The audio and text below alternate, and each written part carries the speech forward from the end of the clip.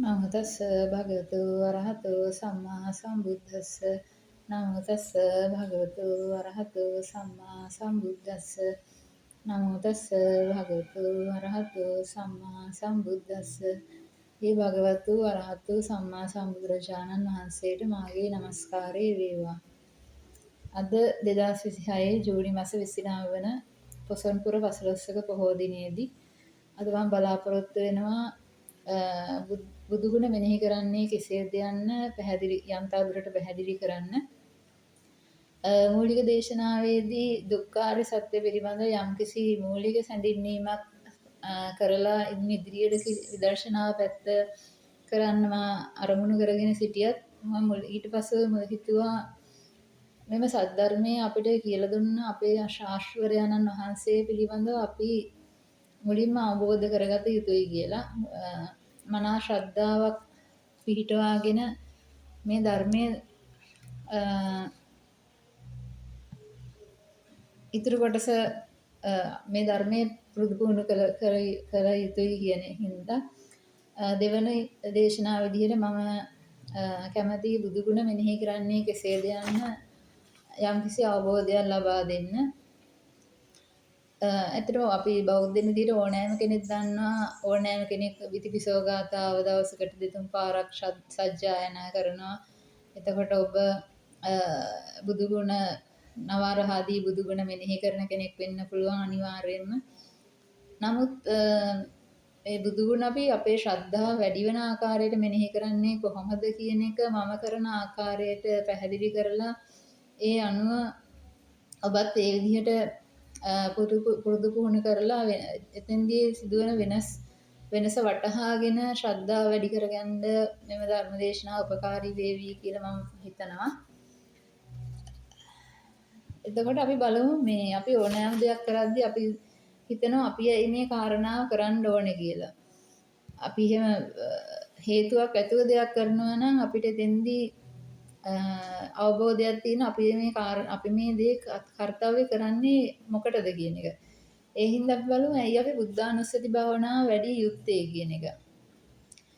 ඇත්තෙම දැන් නිර්වාණ බෝධිය කරා යන ගමනේදී අපගේ ශාස්ත්‍රවරයන්න් වහන්සේ කියන්නේ කවුද කියලා අපි දැනගන්න අවශ්‍යයි. එසේ හරියාකාරව දැනගත්තොත් පමණයි අපට උන්වහන්සේ පිළිබඳ ශ්‍රද්ධාව සකස් වෙන්නේ. එතකොට අපි බලමු මේ ශ්‍රද්ධාව සකස් කරගත යුතු ගුණධර්මයක් වෙන්නේ කියලා. මුලින්ම ඇත්තටම අපි හිතන්නේ අපි තුළ මුලින්ම තිබිය යුත්තේ මේ පැහැදීමයි. පැහැදීම තිබුණ පමණින් තමයි උන්වහන්සේගේ දේශිතයන් අපි පිළිගන්නේ. පිළි අරගෙන අපිව පිළිපදින්නේ. දැන් බුද්ධ දර්ශනයේදී තමා තුළින් බලා ධර්මයේ පිළිගන්න උන්වහන්සේ නිදහස ලබා දුන්නත් උන්වහන්සේගේ ධර්මයේ සැකයකින් තොරව පිළිගෙන ඒ අනුව පිළිපැදීමට මහෝපකාරී වන්නේ ශ්‍රද්ධාවයි.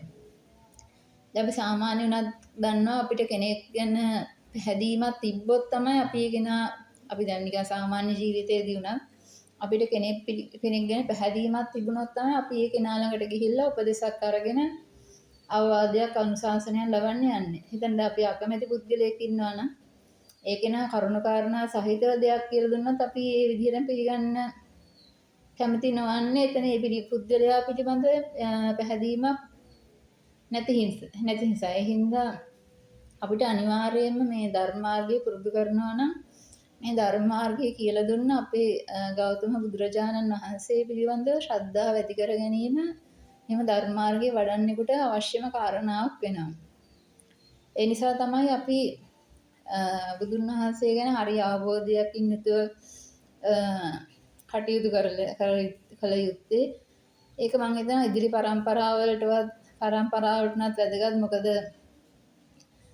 වෙන නොයෙක් මත පැතිරෙද්දී පවා අපිට බුදුන් වහන්සේ පිළිබඳව ශ්‍රද්ධාව ඉන්ද්‍රකීලයක් වගේ තියාගන්න පුළුවන් වෙන්නේ අපිට හරියාකාරව අවබෝධයක් තිබුණොත් පමණයි. නැත්නම් ඕනෑම කෙනෙක් දන්නවා එක කාලෙට එක මත වෙනවා බුදුන් වහන්සේ මෙතන ඉපදුනා බුදුන් වහන්සේ මෙහෙමයි වගේ නොයෙක් අතුරු මත එනකොට වැරදි මත එනකොට නෑ එහෙම නෙමෙයි මේකයි ඇත්ත දේ කියලා අපිට නොබියව කියන්න පුළුවන් වෙන්නේ අපිට ස්ථිර ශ්‍රද්ධාවක් උන්වහන්සේ ගැන තිබුණොත් පමණයි. අනිත් අතුරු කාරණා අපි දීලා පැහැදිලි කරන්න කැමැතියි මම. දැන් එක දේශනාවකදී මම ඇහුවා මම ශ්‍රවණය කරද්දී එක පුද්ගලයෙක් ඒ ස්වාමීන් වහන්සේගෙන් ප්‍රශ්නයක් අහනවා. එයාට ද්වේෂයක් ඇති වුණාම මේ ද්වේෂය මතුවන පුද්ගලයා පිළිබඳව බොහෝ කාලයක් සිතුවිලි එනවා කියලා. ඒ ද්වේෂ සහගත සිතුවිලි එනවා. ඒ තරහ වුණ පුද්ගලයා නිතරම මතක් වෙනවා. ඒක හරියම පීඩාවක් කියලා කියන. එතකොට මේ ස්වාමීන් වහන්සේ අහනවා අනුන් ගැන හිතලා අකුසල් හදාගන්න වෙලාවේ අයිය ඔබ බුදුගුණ සිහි කරන්නේ නැත්තේ කියලා. අඩුම තරමේ බුදුහාමුදුරුව පිළිබඳව ගුණ සිහි කළා නම් ඔබට බුද්ධානුස්සති භාවනාව වැඩිලා කුසල් හරි රැස් වෙනවා කියලා. ඇත්තටම මේකත් එක හොඳ ක්‍රමයක් තමයි. දැන් මූලික මට්ටමේ ඉන්න ද්වේෂය දුරු කරන්න හරිම ක්‍රමයක නොවුනට නමුත් මූලික මට්ටමේ ඉන්න කෙනෙකුට ද්වේෂයක් ආවහම ඒ වෙනුවට අඩුම තරමේ බුදුගුණ හරි මෙනෙහි කරන්න පුළුවන්. ඒකට විකල්පයක් විදියට. එතකොට ඒකත් ඇත්තටම හොඳ උපක්‍රමයක්. ඒ වගේ පීඩාකාරී සිතුවිලි වලින් මග හැරෙන්න. අනිත් දේ තමයි දැන් අනිත් බොහෝ අය තියෙන ගැටලුවක් තමයි අපිට භාවනා කරන්න වෙලාවක් නැහැ කියන එක. නමුත් දැන් බුද්ධානුස්සති භාවනාව කරද්දී භාවනා ඉරියව්වක් අවශ්‍ය වෙන්නේ නැහැ. Tamanට නිදහස් තියෙන ඕනෑම වෙලාවකදී බුදුගුණ භාවනාව මෙනෙහි කරන්න පුළුවන්. දැන් වාහනයක යන වෙලාවක එතකොට නිදා ගන්න පෙර ඇඳට නිදා ගන්න මොහොතකට පෙර එතකොට මුලින්ම දවස ආරම්භ කරද්දී සුළු වේලාවක් හරි කරන්න පුළුවන් භාවනාවක් තමයි බුද්ධානුස්සති භාවනාව වෙන්නේ. ඉතින් මේ කරුණ කාරණා නිසා බුද්ධානුස්සති භාවනාව අනිවාර්යෙන් බෞද්ධයෙක් විදිහට වැඩි යුතු භාවනාවක් වෙනවා. අනිත් එතකොට දැන් අපි බලමු අපි ගාථාවේ විදිහට බුදුගුණ මෙනෙහි කරන්නේ කොහොමද කියලා. එතකොට අපි දැන් ගාථාව ඕනෑම කෙනෙක් දන්න ගාථාව. ඉතිවිසෝ භගවා රහන් සම්මා සම්බුද්ධෝ විජ්ජාචරණ සම්පන්නෝ සුගතෝ ලෝකවිදු අනුත්තරෝ පුරිස ධම්ම සාරථි සත්තා දේව මනුස්සානං බුද්ධෝ භගවාති. එතකොට මේ ගාථාව අපි මුල සිට අගට අග සිට මුලට කිහිප වාරයක් සජ්ජායනා කිරීමෙන් අපිට යම්කිසි සතියක් යම්කිසි සමාධි තත්ත්වයක් මුලින්ම හිතේ අර සංසුන් බවක් හදාගන්න පුළුවන්. එතකොට භගවාති බුද්ධෝ සත්තා දේව මනුස්සානං අනුත්තරෝ පුරිස ධම්ම සාරථි ලෝකවිදු සුගතෝ විජ්ජාචරණ සම්පන්නෝ සම්මා සම්බුද්ධෝ අරහං භගවා සෝයිති. ඔය විදිහට මුල සිට අගට අග සිට මුලට තුන් හතර ආරක් සජ්ජායනා කරාම යම්කිසි සුළු සමාධි තත්ත්වයක් සිටේ ඇති වෙනවා. යම්කිසි සමාධි තත්ත්වයක් කියන්නේ සුළු සංසුන් බවක් සිටේ ඇති වෙනවා. ඊට පස්සේ අපි දැන් ගාථාවේ අපි සාමාන්‍යයෙන් මෙනෙහි කරන විදිහට බැලුවොත් අපි බලමු අරහන් ගුණය කියන්නේ මොකක්ද කියලා. අරහන් ගුණය කියන්නේ අප බුදුන් වහන්සේ කෙලෙසුන් නැසූ හේයින් හා රහසින්වත් පවුණු කළ හේයින් අරහන් නම් වෙන සේක.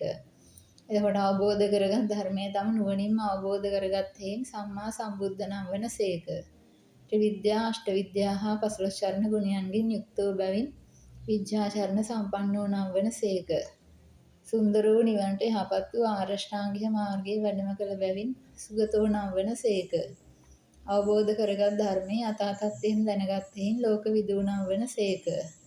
දමනය කළ නොහැකි පුද්ගලයන් දමනය කළ බැවින් අනුත්තරෝ පුරිස ධම්ම සාරථී නම් වන සේක. සියලු දෙව් මිනිසුන්ගේ එකම ශාස්ත්‍රවරයන්න් වහන්සේ බැවින් සත්තා දේව මනුස්සානම් වන සේක. චතුරාර්ය සත්‍ය අවබෝධ කරගෙන අනිත් අයටද අවබෝධ කරවූ බැවින් බුද්ධෝ නම් වන සේක.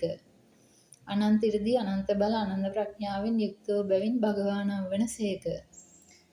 මේ විදිහට තමයි නවාරහාදී බුදුගුණ අපි සාමාන්‍ය පොතේ දින ආකාරයට මෙනෙහි කරන්නේ. නමුත් මම අද කියලා දෙන්නේ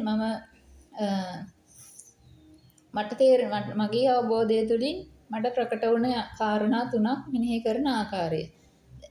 දැන් එක්කෙනාගේ අවබෝධය වෙනස් නිසා Tamanට බුදුහාමුදුරුවෝ වැඩියෙන්ම දැනෙච්ච ආකාරයට ඒ කරුණු එකක් හෝ කීපයක් අරගෙන මෙනෙහි කිරීම තුළින් Tamanටම බලා ගන්න පුළුවන් Tamanගේ සිතේ උන්වහන්සේ පිළිබඳව ශ්‍රද්ධාව කොපමණ වැඩි වෙනවද කියලා. දැන් මේ මම භාවිතා කරන්නේ ගුණ තුනක්. එකක් තමයි මහා කාරුණික ගුණය. අනිත් එක තමයි මහා වීරය, මහා ගුණ කදම්බය. අනිත් එක තමයි ආශ්චර්යමත් ප්‍රඥාව. එතකොට මේ කරුණ තුන ඔස්සේ තමයි මම බුදුගුණ මෙනෙහි කරන්නේ. මුලින්ම අර පහලින් පැවැසු විදිහට මම මුල සිට අගට අග සිට මුලට 3-4 වතාවක් සජ්ජායනා කරලා මෙතන අර කලින් විදිහට නවරහාදී බුදුගුණ එකපාරක් මෙනෙහි කරලා තමයි මට ප්‍රකට වුණ ආකාරයට මේ කරුණ තුන මම මෙනෙහි කරන්නේ. එතකොට අපි බලමු මහා කරුණික ගුණය කියන්නේ මොකක්ද කියලා. දැන් ඕනෑම කෙනෙක් දන්නවා බුදුහාමුදුරුවෝ කියන්නේ සාරාංශක කල්පලක්ෂයක් පෙරම්පුර මේ සංසාරයේ පෙරම්පුරපු උතුම් බුදුන් වහන්සේ නමක්. එතකොට උන්වහන්සේ මේ සංසාරයට වැටුණා පෙරම්පුරු ඇයි. ඒකට හේතුව තමයි මේ ඉපදෙමින් මැරෙමින් ඒ ඉපදෙන මැරෙන අතරතුරත් බොහෝ කායික පීඩාවන්ට මානසික පීඩාවන්ට ගොදුරු වෙමින් මරණයෙන් පස්සේ බොහෝ විට අපායගාමී වෙන මේ සංසාරික සත්‍යය මේ සංසාර චක්‍රයෙන් මුදවා ගන්න ඕන කියලා උතුම් කරුණාවෙන් තමයි උන්වහන්සේ මේ සංසාරයට වැටලා අති දීර්ඝ කාලයක් පාරමිතා පිරුවේ. දැන් අපි ඕනෑම කෙනෙක් දන්න ඕනෑම කෙනෙක් තවත් කෙනෙක් වෙන යම්කිසි ආදරයක් කරුණාවක් අපවීමක් දක්වන්නේ තමන්ගේ කියන සංඥාව යටතේ. ඒ කියන්නේ තමන්ගේ අම්මට තාත්තට නම් තමන්ගේ දුවට පුතාට නෝනට මහත්තයාට නෑදෑ හිත මිතුරන්ට ගුරුවරුන්ට ඒ කියන අය වෙනුවෙන් යම්කිසි ආදරයක් කරුණාවක් අපවීමක් දක්වන්නේ තමන්ගේ කියන සංඥාව ඇතුළේ ඉඳගෙන. ඒ අතරිනුත් අම්මෙත් තාත්තෙත් තමයි තමන්ගේ දරුවන් වෙනුවෙන් වැඩියෙන්ම ආදරයක් කරුණාවක් දක්වන්නේ. ඒක අපි හැමෝම දන්න දෙයක්. නමුත් ඔබ හිතලා බලන්න දැන් මේ ඉන්න තමන්ගේ ගිය ආත්මේ දරුවා මේ ඉන්න තමන්ගේ ඊළඟ ආත්මේ වෙන්න ඉන්න දරුවා කියලා අපිට කෙනෙක් පෙන්නුවොත් අම්මෙත් තාත්තෙකුට කෙනෙක් පෙන්නුවොත් ඒ ළමයා කියන්නේ ඒ ළමයා කෙරෙහි වැඩි කැපවීමක් දක්වයිද ආදරයක් කරුණාවක් දක්වයිද ශ්‍රමය කාලය වැය කරයිද යම් කිසි දෙයක් කරයි මේ ඉන්න තමන්ගේ ගිය ආත්මේ දරුවා කියලා පොඩි ළමයෙක් කවුරු හරි කෙනෙක් පෙන්නුවොත් ඒ ළමයා ඉන්නේ අසරණ අවස්ථාවක නම් යම් කිසි උදව්වක් කරයි. එතකොට නමුත් ඒ කෙනා වෙනුවෙන් මහා කාලයක් කැප කරයිද ශ්‍රමයක් වැය කරයිද මුදලක් වැය කරයිද ඒ தත්ත්වයට යන්නේ නැහැ නේද අන්න ඒ වගේ සීමා සහිතයි අනිත් පුද්ගලයන් තුළ තියෙන කරුණාව. එතකොට හිතන්නේ අපේ අම්මලා තාත්තලා අපි වෙනුවෙන් මේ භවයේදී බොහෝ කැපවීම් කරලා තියෙනවා අපිට අපි වෙනුවෙන් වියදම් කරලා තියෙනවා කාලය ශ්‍රමය ධනය කැප කරලා තියෙනවා අපිව හදා වඩාගෙන තියෙනවා අප වෙනුවෙන් නොවිදිනා දුක් විඳලා තියෙනවා. හැබැයි ඒ කොච්චර දේවල් කළත් අපි හිතන්න අපිට පොඩි ළමයෙක් ගෙනල්ලා පෙන්නනවා මේ ඉන්නේ වාගේ නැති වුණ තාත්තා මේ ඉන්නේ වාගේ නැති වුණ අම්මා කියලා. එහෙ වුණොත් දැන් අපේ අම්මලා තාත්තලා අපි අර වගේ කොච්චර ලොකු කැපවීමක් කළත් අපි අර දරුවව අරගෙන හදා වඩා ගනීද අපි ඒ දරුවා වෙනුවෙන් වියහිදම් කරයිද කාලය ශ්‍රමය කැප කරයිද නෑනේ යම්කිසි දෙයක් කරයි බොහෝම සීමා සහිතව දෙයක් කරයි. එතකොට අනිත් දේ තමයි දැන් හිතන්න අපේ මවාසනීපෙන් සිටි අවස්ථාවක් තිබුණා ඉතාමත්ම දැඩිව ගිලන්ව ගත වුණ අවස්ථාවක් තිබුණා. එතකොට සියලු කටයුතු සිද්ධ කරන්න සිද්ධ වුණා. කැවීම් පෙවීම් දොඩමල් මුත්‍රා සුද්ධ කිරීම ඇතුළු සියලුම දේ කරන්න සිද්ධ වුණා. නමුත් ඒ අපි අම්මා කියන සංඥාව ඇතුළේ ඉඳගෙන මේ දේවල් කරා. ඒ විදිහට මම හිතන්න අපේ තව ගෙවල් ළඟ එක්කෙනෙක් අසනීප වුණා. එයාත් ඒ තත්ත්වයටම වැටුණා. නමුත් අපි යාට ඒ තත්ත්වයටම උදව් කරාද නැහැ. අපි එයාට අපි කෑම සැපයුවා. ඒ කෑම සැපයීම විතරයි අත්‍තරම කළේ. එතනින් එහාට අපි සුද්ධ පවිත්‍ර කිරීම කරන දෙයක් ගැනවත් එතනින් එහාට අපි යාගෙන කවවද උනේ නැහැ. මොකද එයා එතනින් එහාට මොකද අපේ කියන සංඥාව අපිට තිබුණේ නැහනේ. ඒ මගේ කියන සංඥාව ඇතුළේ ඉඳලා තමයි හැම දෙහෙනෙම අනිත් කෙනා දිහා බලන්නේ. ඒක තමයි එතෙන්දි මට කියන්න ඕන. අන්න ඒ වගේ බොහොම සීමා සහිත කැපවීමක් තමයි අන්‍යයන් තුළ තියෙන්නේ. ඒකට බොහෝ විට අපි හිතන්නේ අපේ භාෂාවෙන් හිතනවා නම් අපේ අර කවයේ තුළ ඉන්න අය හැරෙන්න තව එක්කෙනෙක් අනිත් පිට අය ගැන හිතන්නේ පිට පුද්ගලයන්. මේ අපේ කවුද? අන්න ඒ වගේ සංඥාවෙන් අපි හිතන්නේ ඇත්තම කතාව ගත්තොත් අපි හිතන්නේ අන්න එහෙමයි. ඒ වුණාට ඇත්තටම අපි තේරුම් ගන්න ඕනේ අපේ කවුද කියලා හිතන අය ඇත්තටම අපේ අම්මා තාත්තා නෝන කෙනෙක් මේ සංසාරේ නෑ කියන එක. අපිට දුව දරුවෙක් වුණ නොවන කෙනෙක් මේ සසරේ නැහැ. අපිට සහෝදරියක් නොවන කෙනෙක් මහත්තයෙක් නොවන කෙනෙක් මේ සංසාරේ නැහැ. එහෙම බැලුවම ඇත්තටම අපි අපේ කවුද කියලා ප්‍රතික්ෂේප කරන අය සමහරට ගිය ආත්මවල අපිට බොහෝ උපකාරී කරපු පුද්ගලයන් වෙන්න පුළුවන්. නමුත් අපිට තියෙන්නේ බොහොම සීමිත හැඟීමක් ඒගොල්ලෝ ගැන. බොහොම අපිට තියෙන කරුණාව දයාව සීමා සහිතයි. නමුත් බුදුන් වහන්සේගේ කරුණාව ගත්තොත් බුදුන් වහන්සේට තිබුණේ මේ මුළු මහත් ලෝක සත්‍යයන් කෙරෙහි පතල වූ මහා කරුණාවක්. ඒ කියන්නේ උන්වහන්සේ මේ සත්‍ය කවුද කියලාවත් නොදැන. සමහරට උන්වහන්සේට සත්පුද්ගල ස්වභාවය නොතිබුණේ හින්දා වෙන්නේ නැති. කොහොම නමුත් මේ මුළු මහත් විශ්වයේම වසනා වූ සාංශාරික මේ සත්‍යයනුත් තමන්ගේ එකම පුතු රාහුල කුමාරයාත් ගැනත් එකම ආකාරයට මෙක්සිතක් තමයි උන්වහන්සේට තිබුණේ. එතකොට ඇත්තට මේ වගේ මේ දැන් හොඳට හිතලා බැලුවොත් ඔය වගේ සංසන්දනය කිරීමක් කරලා ඒ වගේ සිතක් ඇති වෙන්න පුළුවන්ද කියන එක පවා හිතෙනවා. මොකද එච්චර කරුණාවක් කොහොමද සිතක ඇති වෙන්නේ? ඇත්තට මේ වගේ කරුණාවක් ඇති වෙනවා නම් ඇති වෙන්නේ බුදු කෙනෙකුගෙන් පමණයි. ඒ හින්දාදී මේ විශ්වයේ ඉන්න හැම අම්මෙක්ගේ තාත්තෙක්ගේම Tamanට එකම දරුවාට තියෙන ආදරේ කරුණාව එක් කරලා එක කැටි කරලා එක පිටක් කරලා ගත්තත් ඒ උන්වහන්සේගේ මහා කරුණා ගුණයට නම් සම කර නොහැකි. එතකොට අපේ ශාස්ත්‍රඥ වහන්සේගේ තියෙන අන්නේ වගේ මහා කරුණා ගුණය. එතකොට දෙවෙනි කාරණය තමයි මහා වීරය, මහා ගුණ කදම්බය. එතකොට උන්වහන්සේ මේ සාරා සංඛ්‍ය කල්පලක්ෂයක් පෙරම් පිරුවේ සංසාරයට වැළලා දුක් විඳි පාරමිතා පිරුවේ උන්වහන්සේගේ ගැලවීම උදෙසා නෙමෙයි. තමන්ට ඉතාමත්ම කටවර දුකකින් මිදෙන්න කල්ප ගානකට හිතීදී පවා පුළුවන්කම තිබුණත් උන්වහන්සේ එතනින් මිදෙන්නේ නැතුව මේ සාරා සංඛ්‍ය කල්ප ලක්ෂ කාලයක් දුක් විඳේ පීඩා විඳේ අපි වෙනි සංසාරික සත්‍යය කෙරෙහි තිබ්බ මහා කරුණාවෙන් මේ මහා වීරිය නිසා හිතන්න එච්චර අති දීර්ඝ කාලයක් සංසාරයට වැළලා පාරමිතා පුරන්න කොච්චරනම් මහා වීරියක් තියෙන්න ඕනද කෙනෙක් ගැන. දැන් හිතන්න අපි එක්තැන් වෙලා ඉන්න රෝගියෙකුට අවුරුදු 2ක් 3ක් ගිලහනෝපස්ථානය කළොත් ඒක අපිට කොච්චර පීඩාවක් ගෙන දෙනවද? ඒක නෑ කියන්න බෑ. බොහෝ කායික පීඩාවන් මානසික පීඩාවන් ගෙන දෙනවා. නමුත් අපි දන්නවා එහෙම කරන කෙනා ඒ කරන්නේ යම්කිසි ගුණයක් ඒ කෙනා තුළ තියෙන හින්දා කියලා. නැත්නම් ඕනෑම කෙනෙක් එහෙම කරන්නේ නෑනේ. අවුරුද්දක් 2ක් වුණත් ඕනෑම කෙනෙක් ඒ වගේ ඊළානෝපස්ථානයක් කරන්නේ නෑ. එයා කෙරෙහි එයා තුළ යම්කිසි ගුණයක් නොතිබුණා නම්. එතකොට එයා කරන්නේ යම්කිසි ගුණයක් එයාට තියෙන හින්දා. දැන් මේ විදිහට කෙනෙක් අවුරුදු 10ක් කරනවා. එතකොට ඒ කෙනාගේ ගුණ අර කෙනාට වැඩි. අවුරුදු 50ක් කෙනෙක් ඒ විදිහට කරනවා නම් ඒ අවුරුදු 50ක් කරන කෙනාගේ ගුණ අවුරුදු 10ක් කරන කෙනාට වඩා වැඩි. කෙනෙක් අවුරුදු 100ක් පොදු අරුණක් වෙනින් වැඩ කරනවා නම් ඒ අවුරුදු 50ක් ගුණ පිරපු කෙනාට වඩා අවුරුදු 100ක් ඒ පොදු අරුණක් කෙරෙහි වැඩ කරන කෙනාගේ ගුණ වැඩි. ඉතින් අවුරුදු 1000ක් කෙනෙක් ගුණ පොදු අරුණක් වෙනින් වැඩ කරනවා නම් එයාගේ ගුණ ඊට වඩා වැඩි. අවුරුදු 10000ක් කෙනෙක් පොදු අරමුණක් වෙනුවෙන් වැඩ කරනවා නම් එයාගේ ගුණ ඊටත් වඩා වැඩි. ඒකට අවුරුදු ලක්ෂයක් කෙනෙක් පොදු අරමුණක් වෙනුවෙන් වැඩ කරනවා නම් එයාගේ ගුණ ඊට වඩා වැඩි.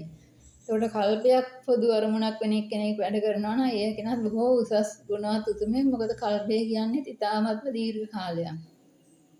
ඒක උපමාවකින් දක්වනවා යොදුනක් දිගේ යොදුනක් උස යොදුනක් පළල භාජනයකට අවුරුදු 100කට සැරයක් අබෑටයක් ගෙනත් දැම්මොත් භාජනයේ පිරෙනවා ඒත් කල්පය ගෙවෙන්නේ නැහැ කියලා. ඒකට හිතාගන්න ඒ විදිහට හිතන්න අපි තේ බොන කෝප්පෙට අවුරුදු 100කට සැරයක් අබෑටයක් ගෙනත් දැම්මොත් ඒ කෝප්පේ පිරෙන්න කොච්චර කල් යයිද? එහෙනම් ඒ වගේ මහා පරිමාණ භාජනයක් පිරෙන්න කොච්චර කල් යයිද? ඒත් කල්පය ගෙවෙන්නේ නැහැ කියන්නේ නම් හිතාගන්න කල්පයක් කියන්නේ කොච්චරනම් දීර්ඝ කාලයක්ද කියලා. හැබැයි අපේ බුදුන් වහන්සේ මේ සංසාරේ අපු වෙනින් දුක් විඳ සාරා සංඛ්‍ය කල්ප ලක්ෂ ගණනක්. එතකොට හිතාගන්න මේ කාලය අපිට හිතාගන්නවත් පුළුවන්ද බෑ නේද? හිතාගන්නවත් බැරි කාලයක් තමයි උන්වහන්සේ අපු වෙනින් පාරමිතා පුරලා තියෙන්නේ, වීරිය වඩලා තියෙන්නේ. එතකොට අපි දන්නා මහා සාගරයේ වතුර මනින්න බෑ කියලා. පොළවේ වැලි කැට ගණන් කරන්න බෑ කියලා. ඒකට ඒ විදිහට මේ කාලය මනින්නත් බෑ. ඒ කාලය මනින්න බෑ වගේ උන්වහන්සේගේ ඒ මහා ගුණ කදම්බය මැනලා කියන්නත් බෑ.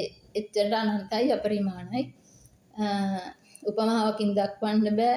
සංසන්දනය කරනවා නම් තවත් බුදුන් වහන්සේ නමකටම පමණයි බුදුන් වහන්සේ නමක් එක්කම පමණයි සංසන්දනය කරන්න පුළුවන් වෙන්නේ. ඒතකොට අන්න ඒ වගේ මහා වීරය, මහා ගුණ කදම්බයක් තමයි අපගේ ශාස්ත්‍රඥ වහන්සේ තුළ තිබුණේ. ඊළඟ දේ තමයි ආශ්චර්යමත් ප්‍රඥාව. දැන් ආශ්චර්යමත් ප්‍රඥාව කිව්වහම දැන් ඔබ අපි දන්නා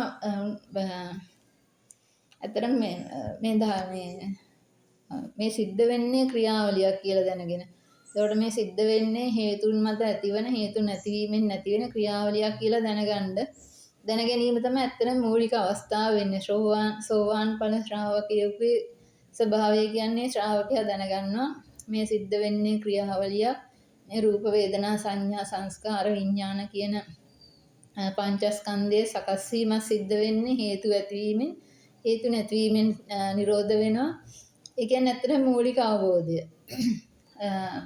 මෙතන සත්පුද්ගල ස්වභාවයක් නැහැ, යමක් දෙයක් නැහැ. මෙතන තියෙන්නේ දී ඇඳපු ඉරක් වගේ මනෝමූලික ස්වභාවයක් වෙනුවෙන් තමයි මේ රූප වේදනා සංඥා සංස්කාර කියන පංචස්කන්ධය පංච උපාදාන ස්කන්ධය සකස් වෙන්නේ. මේක වැඩකට නැති දෙයක් කියන අවබෝධය තමයි මුලින්ම සෝවාන් ශ්‍රාවකයෙක් තුළ ඇති වෙන්නේ.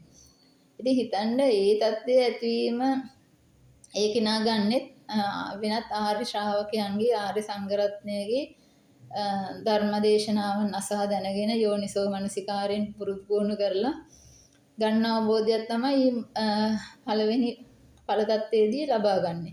ඒ හිතන්නේ පළවෙනි ඵල තත්ත්වයේ තියෙන මූලික අවබෝධයක් කෙනෙකුට ලේසියෙන් ලැබෙනවද?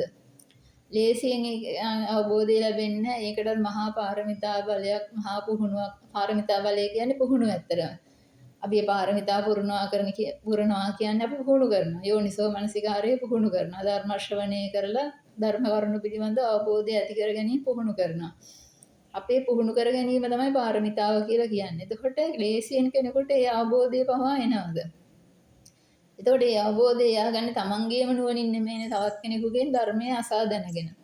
එතකොට ලේසියෙන් ඒ අවබෝධය එන්නේ නැත්නම් හිතන්න බුදුන් වහන්සේ මේ 84000ක් ධර්මස්කන්ධය අවබෝධ කරගත්තේ තමන් වහන්සේගේම නුවණින්. හිතන්න දැන් අනිත් කෙනෙක් කියලා වුණත් කෙනෙකුට ඒ අවබෝධය එන්නේ නැත්නම්, ලේසියෙන් පහසුවෙන් එන්නේ නැත්නම් තමන් තුළින්ම අවබෝධ කරගන්න කොච්චරනම් ආශ්චර්යමත් ප්‍රඥාවක් තියෙන්න ඕනද? අන්න ඒක තමයි බුදුන් වහන්සේට තිබුණේ. ඒ වගේ ආශ්චර්යමත් ප්‍රඥාවක් තමයි උන්වහන්සේට තිබුණේ. ඒක හිතන්න බුදුන් වහන්සේගේ අවබෝධය ගැන අපි ඇත්තටම කියන්න දන්නෙත් නෑ. දැන් බුදුන් වහන්සේගේ අවබෝධය මහා සාගරය වගේ නම්, අපේ මේ අවබෝධය දිය දෝතක් වගේ නම්, අපි මේ දන්න දිය දෝතක අවබෝධයෙන් තුලින් තමයි මේ පැහැදිලි කිරීම කරන්නේ. ඒකට අපි ඇත්තටම දන්නේ බුදුන් වහන්සේට තිබුණේ මොනතරම් වූ අවබෝධයක්ද කියනවත් අපි දන්නේ නැහැ. ඒකට අපි දැන් යම් තාක් දුරට හෝ මේ දේ අවබෝධ කරගත්තොත් ඇත්තට මේ අවබෝධය දැන් මම ගත්ත අවබෝධයක් යම් කිසි දෙයක් තියෙනවා නම් ඒක ලෙහිසියෙන් පහසුවෙන් ලැබුණු දෙයක් නෙමෙයි. ඒ වෙනුවෙන් මහා කැපවීමක් කරලා මහා කාලයක් වෙන් කරලා ඒ තත්ත්වයේ ඉඳලා තමයි යම් කිසි සාක් දුරට හරි අවබෝධයක් ලබා ගත්තේ. ඉතින් මට කියන්න ඕන උනේ අපි අන්‍යයන්ගෙන් අසා දැනගෙන හරි මේ අවබෝධය ලබා ගන්න ලේසි පහසුනේ නෑ. එහෙනම් තමා තුළින්ම මේ ධර්මය අවබෝධ කරගන්න එක අවබෝධ කරගන්න කොච්චර ආශ්චර්යමත් ප්‍රඥාවක් තියෙන්න ඕනේද? ඒ වගේම අනිත් දේ තමයි දන්නවා මෙතන තියෙන සියුම් ගැඹුරු ධර්මයක් තමයි තියෙන්නේ. උන්වහන්සේ අවබෝධ කරගත්තේ සියුම් ගැඹුරු ධර්මයක්. ඒක එතෙන්දී මේ සිද්ධ වෙන ක්‍රියාවලියක් කියලා අවබෝධ කරගෙන මෙතන මේ හේතු ඇතිවීමෙන් නැතිවෙන හේතු නැතිවීමෙන් නැතිවෙන ක්‍රියාවලියක්. එතකොට මෙන්න මේ කරුණු කාරණා හින්දා තමයි මේ සංසාර චක්‍රයේ සත්‍යය ගමන් කරන්නේ.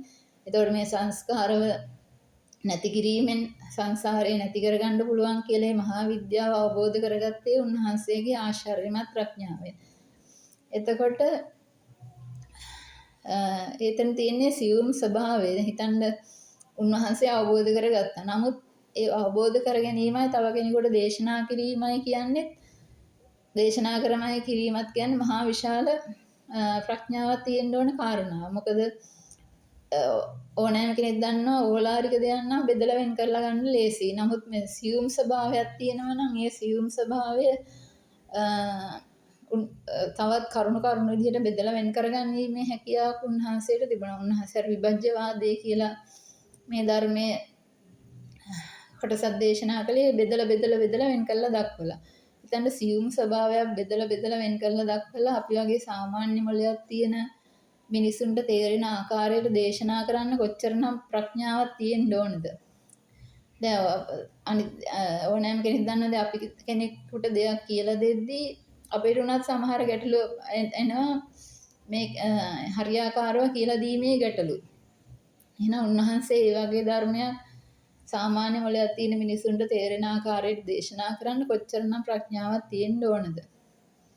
ඒක උන්වහන්සේගේ ආශ්චර්යමත් ප්‍රඥාව ගැන අපිට අන්න එහෙම මෙනෙහි කරන්න පුළුවන්.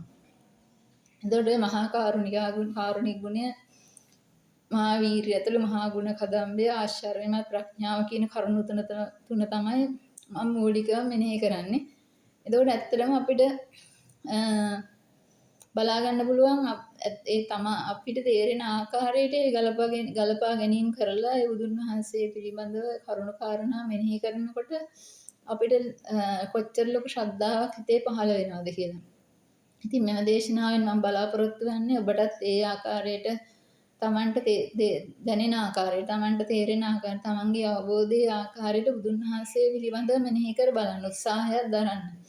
එතකොට උන්වහන්සේ ගැන කොච්චරනම් ශ්‍රද්ධාවක් හිතේ ඇති වෙනවද කියලා බලන්න. ඒ කරුණ ටික තමයි අද කතා කරන්න බලාපොරොත්තු වෙන්නේ. ඉතින් ඊට අමතරව හොඳයි දිනපතා බුදුරුවක ඡායා රූපයක් බලන්න. ඕනෑම කෙනෙක් නොඑක් මාධ්‍යයන් භාවිතා කරනවා. ඉතින් දිනකට එක පොඩි වෙලාවක් ගන්න බුදුහාමුදුරුවන්ගේ ලස්සන ඡායා රූපයක් බලන්න. ඒ තුළිනුත් තමන්ගේ ශ්‍රද්ධාව වැඩි වෙනවා. එතකොට තමන්ට අවස්ථාව ලැබෙන අවස්ථාවල නමෝ බුද්ධාය කියලා මෙනෙහි කරන්න පුරුදු වෙන්න. ඒකත් බොහෝ කරදර වදුරු වලින් ගැලවෙන්න උපකාරී වෙනවා. ඉතින් අද මම බලාපොරොත්තු වුණේ මේ ගැන පැහැදිලි කිරීමක් කරන්න. මම හිතනවා මේ පැහැදිලි කිරීම උපකාරයක් වෙයි කියලා ධර්ම මාර්ගයේ වඩන්නෙකුට. අලුත් විදිහකට හිතන්න සාමාන්‍යයෙන් නවරහාදී බුදුගුණ කියලා අපි හිතනවා අරහන් ලෝකවිදු සම්මා සම්බුද්ධෝ දැන් හිතන්න එක තැනකට වාඩිලා ওই විදිහට මෙනෙහි කරන එකෙන්ද ශ්‍රද්ධාව වැඩි වෙන්නේ, නැත්නම් අර තමා තුළින්ම දෙයක් ගලපාගෙන උන්වහන්සේ ගුණ මෙනෙහි කරන එකෙන් තුළින්ද ශ්‍රද්ධාව වැඩි වෙන්නේ කියලා. ඒක ඕනෑම කෙනෙකුට එතන තේරෙනවා තමා තුළින්ම ගලපාගෙන ඒ තමන්ට වැටහෙන ආකාරයට උන්වහන්සේගේ ගුණ මෙනෙහි කිරීම තුළින් තමයි ඇත්තටම අපිට බුදු කෙනෙක් ගැන හරි හැඟීමක් ඇති වෙන්නේ, හරි ශ්‍රද්ධාවක් ඇති වෙන්නේ. ඒ හින්දා ඒකයි මම මේ ක්‍රමය මේ ධර්ම දේශනා කරන්න කෙනෙක් ඉන්නවා නම් ඒ කෙනාටත් ඒ විදිහට කරලා බලලා එතන වෙනසේ තේරුම් ගන්න කියලා ඉල්ලන ගමන් අද දේශනාව මේන් සමාප්ත කරන්න කැමති. එතකොට අසාසිරිය ඔබ සැමටම ස්තුතියි, කාලය වෙන් කළ අසාසිරිය ඔබ සැමටම ස්තුතියි. ඒ වගේම මේ දේශනාවත් ධර්ම මාර්ගයේ වඩන්නෙකුට ඉදිරියට යන්න මහෝපකාරී වේවා කියලා මම ප්‍රාර්ථනා කරනවා. සියලු දෙනාගේ දෙමාපියන් ආදී පරලෝකීය යම්තා ඥාතීන් නැතොත් ඒ සෑම දිනාද මේ පින් අනුමෝදන්න සසර වසන තුරු සුගති සම්පත් විද පාරමී පුරා පැතුව බෝධි වලින් අමා මහ නිවන් සුව ලබත්වා. හිතවත් මැදහත් අහිතවත් සියලු සත්‍යයන්ටත් මෙම පින් අනුමෝදන්නෙත්තා. ශාන්ත නිවන් සුව ලබත්වා කියා මෛත්‍රියෙන් පින් පමුණුවමු. ශාසන ආරක්ෂක, ලෝකපාලක, ආත්ම ආරක්ෂක ඉෂ්ට දේවතා මණ්ඩලය මේ පින් අනුමෝදන්න දේවාරක්ෂාව සලසා දෙත්තා. පැතුූ බෝධි වලින් ශාන්ත නිවන් සුව ලබත්වා කියා පින් පමුණුවමු. තෙරුවන් සරණයි.